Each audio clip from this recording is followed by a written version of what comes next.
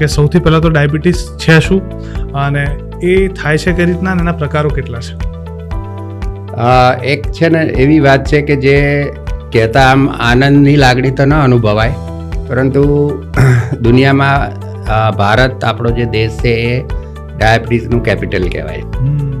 આપણે ઈચ્છીએ કે આવનારા સમયમાં વિશ્વનું આર્થિક કેપિટલ ભારત બને, ડાયાબિટીસનું નહીં. તો અને હમણાં જ વર્લ્ડ સ્વાસ્થ્ય ડે ગયો 2 દિવસ પહેલાં જ.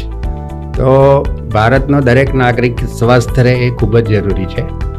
અત્યારે ભારત એવું કહેવાય કે યુવાઓનો દેશ છે, પરંતુ એ યુવાઓ ઘણી બધી બીમારીઓનો ભોગ બની રહ્યા છે અને જેમાં ડાયાબિટીસને આપણે કદાચ ટોપ ઉપર મૂકી શકાય.